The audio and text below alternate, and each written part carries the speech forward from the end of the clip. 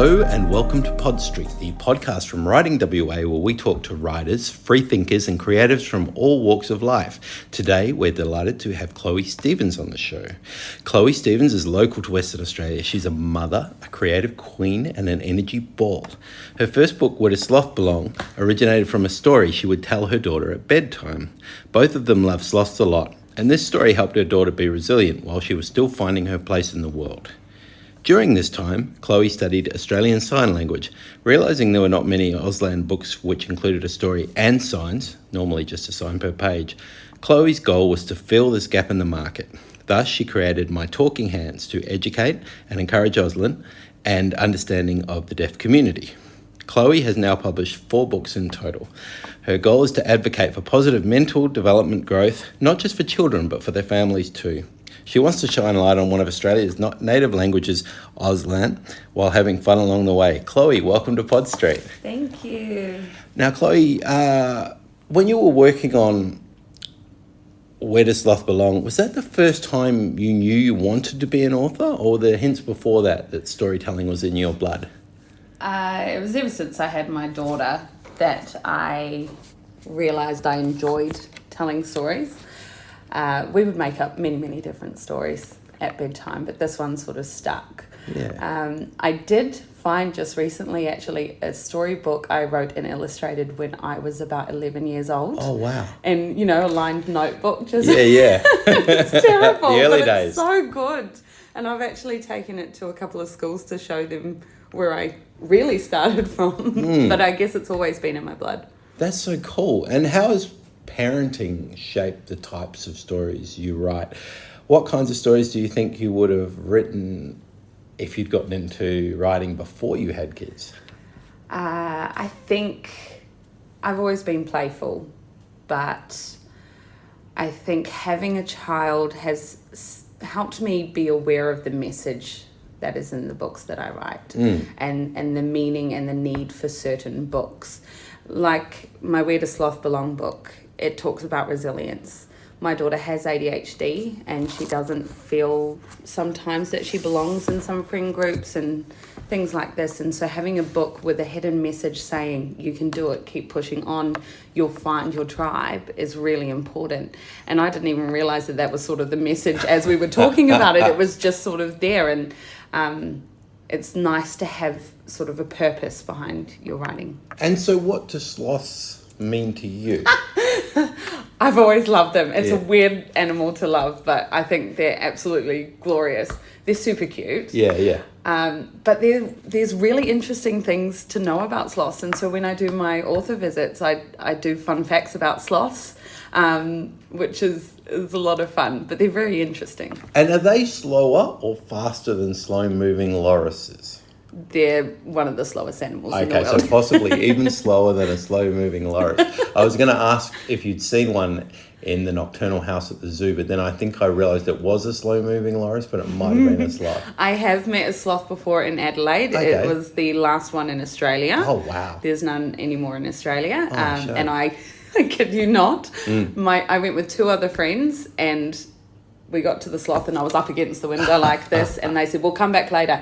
An hour later and I was still in the same position, staring at it until I had my turn to go in. So, well, I'll tell you a little bit of gossip from inside the Writing WA office. When I let the team know I was researching into you and your books, when they saw the handmade sloths that get made as part of your sort of offerings within the store, Jess, our social media officer, was like, oh my God, they're little sloths. So I think there is something beautifully tactile about that too. And I guess the ideas of belonging are a funny one, aren't they? And especially in the sort of world as a child when you're trying to work out, I know I've said to both of my boys at one point or another, well, if this person is being a bit of a dick, maybe they're not your kind of a person. 100%. And that's okay. Yeah. Absolutely. Oh, beautiful. And so the other interesting thing other than sloths in your world is, now I'm probably pronouncing it wrong, so it's Auslan? Auslan. Oh, I think I am pronouncing it right. Well, that's a win. AU stands for Australia. Yep.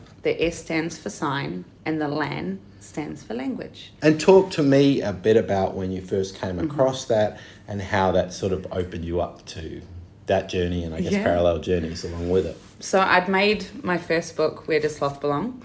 At the time I was working in a retail store. A deaf couple came in. I quickly Googled how to sign, how can I help you? And their face when I signed, I can never describe it, and the feeling I got, it was just pure joy. And they followed with a whole lot of gestures that I had no idea what was going on. So the rest of that conversation, I was pointing to my screen, writing notes back and forth. And I realized at that moment that it wasn't their fault. It was my fault that we couldn't communicate. And I don't know, it just stuck with me. And that day I decided to book my first basic Auslan course. And I grew to love it more, and it is definitely a passion of mine now. It's something it's a fun language to learn. It's an Australian language, and my daughter knows how to sign now, and it's just another way to communicate with your family. Yeah. And talk to me a little bit about how that approach, as in wanting to speak the language of those people, feeds back into ideas of like mental health for families and working with the members of the family. One thing that I didn't think of when I created My Talking Hands was I had a lot of people, as in speech pathologists or children with selective mutism or children with ADHD or autism, would come to me and explain how sign language has assisted their children or families to communicate their emotions.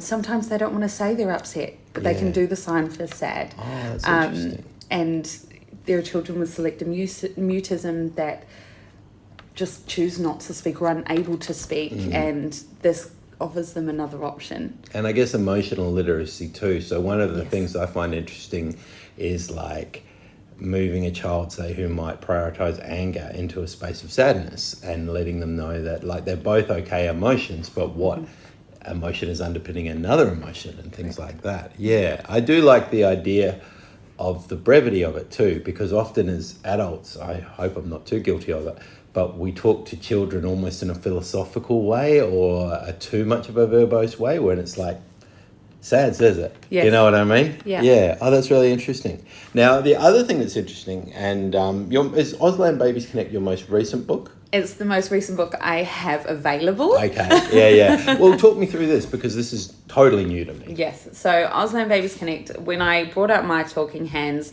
there was a lot of conversation with baby sign language or key sign, which is similar to Auslan but slightly different sometimes. In my book, these are very common words used for younger children. Yeah. It could be milk, it could be more, finished, that sort of thing. Yeah, great. For the families to use with their babies for another way to communicate. And the best example I have of this is my niece learnt to sign before she could speak. Yeah, wow. And it was amazing. When she was uncomfortable, she was able to sign and tell us she's not comfortable. When she wanted more food, she could just sign it. Yeah. And I obviously taught her how to sign favourite auntie, because that was important. I love that. And I guess that's the other thing that nieces and nephews do, is that there's a lower pressure environment with which to interact with a child, where it's not like, oh my God, this is my child and I'm responsible. But every time I sign to her or talk to her, I'm signing along with that. Yeah. And she's fascinated with my hands going everywhere. She's just watching Auntie Chloe and everything that I do. And it's a really fun language. Yeah, that's exciting. Yeah. And so what was, I mean, you don't need to get too personal in this area, but I was intrigued. What was it like having your first child? Like for you, was it like a massive upheaval? What were the sort of key things you remember about that time, now that your child's a little older? My life completely changed. Yeah. I guess it goes back to belonging. I lived through life sort of feeling like I could just do this and that and this sort of thing, and I didn't really have a purpose. Until I had my daughter. She is my world, she is my everything, and she is the reason that I do everything. Yeah. Which has helped me hone into my talents, my passions. The other stuff you do, and she doesn't stop me from doing anything. She helps me, she encourages me to make the most of who I am so she can be the best of who she is. I can relate to that too. No, my second book was actually begun from a note that my son had left on my whiteboard, and I went, is it that simple? And he went, yep. And he walked out, and then I wrote the book. What was the note? It said, true stories of my life.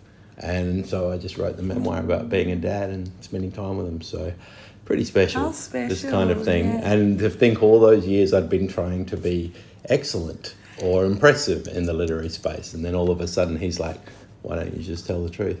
And so it's pretty, these gifts are, they're phenomenal things. Now, the other thing that's interesting about your journey, so you self-publish your books? Yeah, so Where Does Sloth Belong is sort of like a hybrid publisher where they assisted me in the publishing journey because I had no idea what I was doing. Yeah, of course. Whereas the other two, and going forward, any sign language book that I release will be self-published. That's not an option. I won't be going to traditional publishers. Yeah, sure. The reason for that is because the deaf people have a community and they have things that are offensive and not offensive, and it's taken me a while to understand their culture. And all it takes is for you to say hearing impaired, which is really offensive to them because it's saying that there's something wrong with them. Compared to hard of hearing, I want to have full control over that because my name is on it and I want to be on the same side as the deaf community. I think I might even recall you speaking to that a little while back on social media.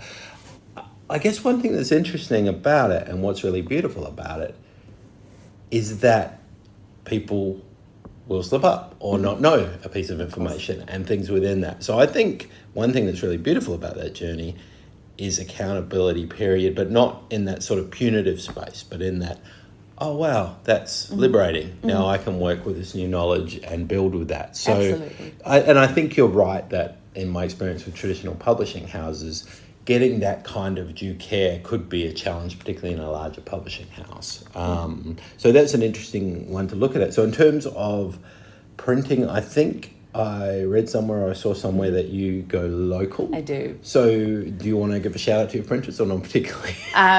They have just changed names actually to Pegasus Printing in Sydney. Wonderful. I have any other of my resources like flashcards and so forth is SOS Printers in, starts with B. It's somewhere local in Perth, but they're brilliant. And the quality is important to me too. So I've been back and forth to a few places, but supporting local is important. Yeah, nice. And so what are the benefits of being a self-published author and what are the challenges? It's very beneficial if you have the time and the drive because I make 100% of the profit, essentially. Yeah. But I have to put in 100% of the work. Yeah. And because when I started, no one knew who I was. Yeah. I have a lot of people that would buy whatever I put out, but because I have a bit of a following now. However, I go to local markets and I go to many different places all over WA. I was going to ask that as to how you get, because if it's in your website, I'm sure there's some physical version of that too. Yeah. So I've got, Rabble Books has my books. There's a lot of other bookstores in Perth that have them. But I go to markets a lot. I love talking to people and I love getting my book and my stories out there. Yeah. And once they've got my book, they've got it. So I have to keep moving to different places, which is just extra little holidays for me. So because this is a writing podcast as well, how practically, because you illustrate your books too. I do. So is there is that a digital process for you? Is that something you do on a certain software? Like how does that get made? Sure. So I normally sketch out pen and paper. I have a little sketchbook that any ideas, I sort of do this. Once I've got the basics, I will either scan them through to my iPad Pro, or I will just digitally start on my iPad Pro with the pencil. I use Procreate mainly to do that. And it's taken me a while to learn the software, but it can do some amazing things. And I've not really experimented with my books on a lot of it because I need the images to be so simple for the sign language part of it. That makes sense. However, on my journey I've learned, it can do this sort of thing. So definitely I'll be doing other books that aren't to do with sign language so I can show off those skills that I've learned along the way. And what guides you, I mean, obviously with the sign language it might even be easier, but Hands are the hardest thing to draw. Yeah, I was from an illustrating perspective. I mean, I would not even know where to begin. Like, Look at the last page of my talking hands. It's just full of hands. It's wonderful. Beautiful. There we go. Oh, look at that. Yeah. So that's all drawn. You did well. Fantastic. Well, look, my hat goes off to you on that. Thank you. My illustrative technique is not so amazing. So I guess you're in new territory, but are there any authors or illustrators that inspire you, locally speaking? Sean Avery. Sean Avery. Big fan of Sean Avery. Excellent. Shout out to Sean. I've had in mind, Kylie. Kylie Howard. She's amazing. Who wrote Secret Agent Mole? I've just had a mind blank. Which one, sorry? Secret Agent Mole, graphic novels. Not James Foley. Yes. Yeah, James Foley. Elephant. Fantastic. Yeah, no, look, I think I'm we a have big fan of some him. wonderful kids authors and illustrators in WA. That's one of the joys of my job. In fact, is seeing more of them because I've never written kids stuff. So getting to know them well has been a bit of a joy in my job. And Josh Langley. And so are they... Oh, Josh Langley's the best. Yeah, oh my goodness. Such a sweet man. Yes. So is that your community? Is that who you sort of see yourself aligned with? Because I was curious about that. Like... So if you're attending book fairs or markets, do you come across other authors doing what you do? I feel like I've got imposter syndrome a lot of the time because I'm not traditionally published and I aspire to a lot of the time the traditionally published. I sort of feel like I'm behind here. But I've had Sean Avery talk to me and say how proud of me he was. And it was just, I almost wanted to cry. It was amazing. Yeah. We just do things different, but I am part of Squibby, which Nice, has introduced me to a lot of these people and a lot of these, lessons and workshops that they hold. I'm right there with them. So. Oh, fantastic. And so given that you work full time. Yes. And you have a daughter. Yes. How do you balance that, I guess? And is this your version of the dream? Like, do you have a version where you have more time or do you just work with what's in front of you? I would love more time. Who wouldn't? I do this as a passion and I never want it to not be a passion. I don't want it to feel like a chore. Yeah.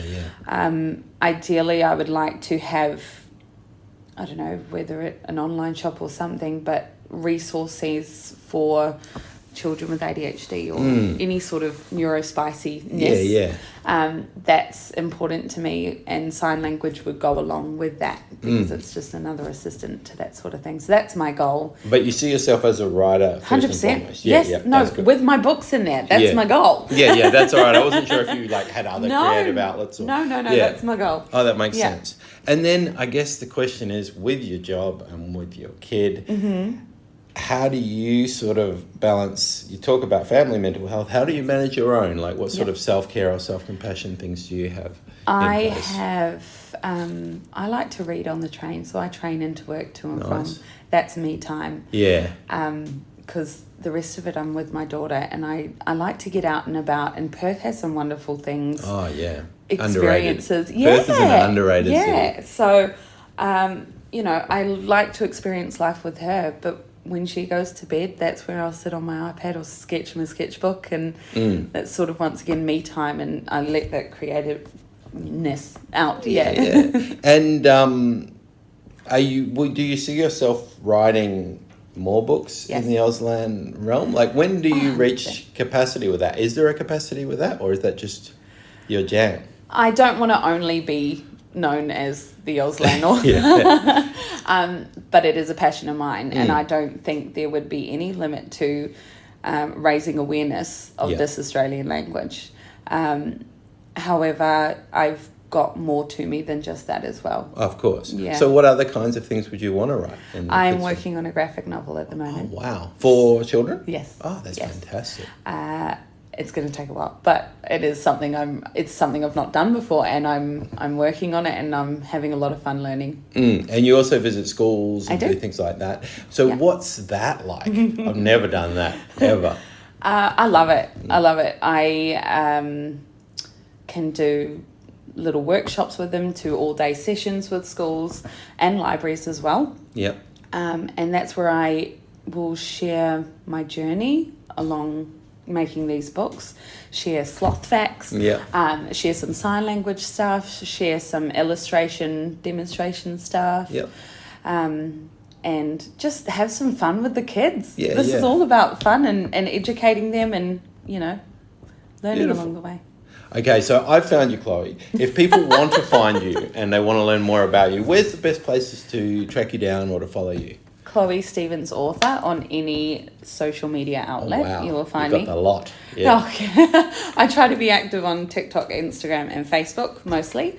And then I've got my website, which is chloestephensauthor.com.au. Fantastic. Well, I wish you well on this wondrous journey. Thanks for your time, Chloe, and all the best with all things Auslan and your writing career. Thank you for having me.